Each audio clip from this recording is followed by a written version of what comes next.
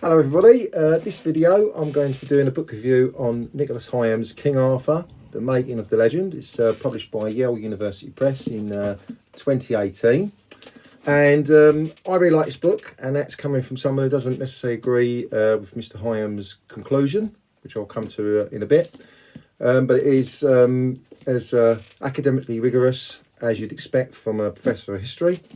Fantastic book. The first three chapters are dedicated to pulling apart the theory of Lucius Artorius Castus and Sarmatians having any link to the Arthurian legend. Does this very successfully, goes into great depth, covers most of the claims from the proponents of that theory. My only criticism is that he could have gone into more depth for some of the technicalities.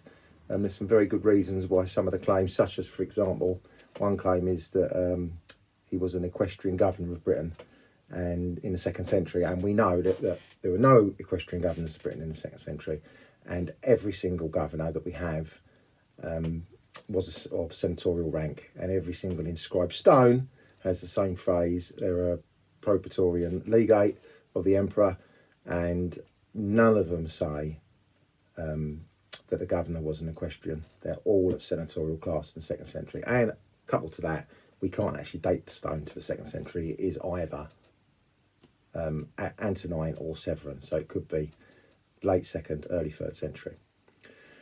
Once he's disposed of that theory, he goes on to the Sarmatians, and he explains why there's no link between the Sarmatian people and then the later legends that have been attributed to them, and there's also no link to them later 19th century Art Sagas and the Arthurian legend. So he does that very well.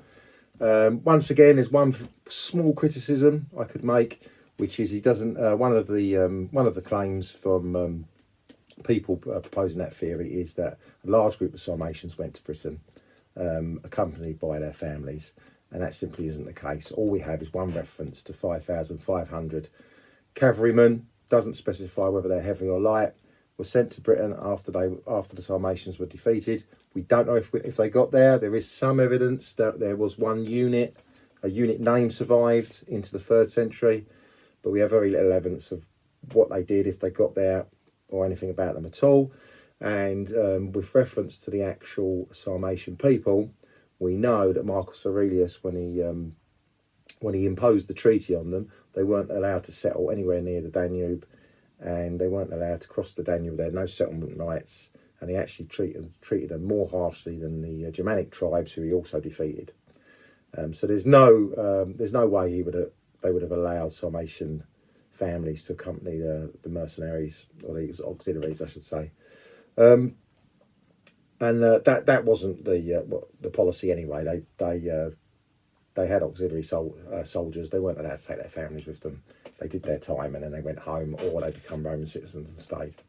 So he does a good job there. He then moves on to a Dark Age Arthur, going through the evidence for that. He has a very good chapter on the Historia Brittonum. So that is the first literary source that mentions Arthur from the 9th century. And obviously that's problematic. It's 300 years after the alleged time. We don't really know who wrote it. We don't know what their agenda was. So it's just, we get to a point where it's a case of do you believe him or not? And he goes through that in great detail. The chapter I like the most, and I'll show you the map, is he does a chapter on all the different theories. So we have a map there, and there is just a multitude of different people who have proposed different Arthurs, from Scotland to Wales, South Wales, North Wales, Cornwall, all over the place. And when you put them all in a row, you realise that all these theories are speculative, and they're all mutually contradictory, mutually exclusive. They can't all be right, which means that all but one of them are definitely wrong. One of them may be right, but they could all be wrong.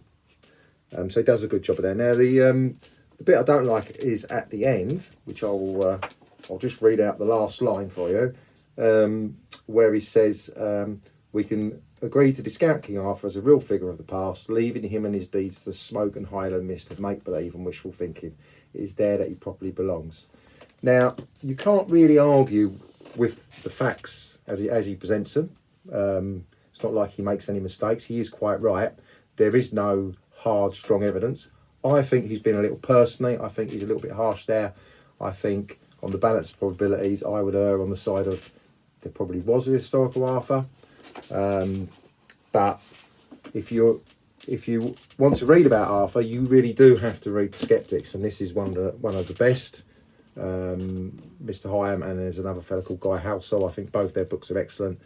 But in general, if you're interested in the Arthurian legends, you need to read this before you read any of the other speculative theories that are claiming to name a specific Arthur.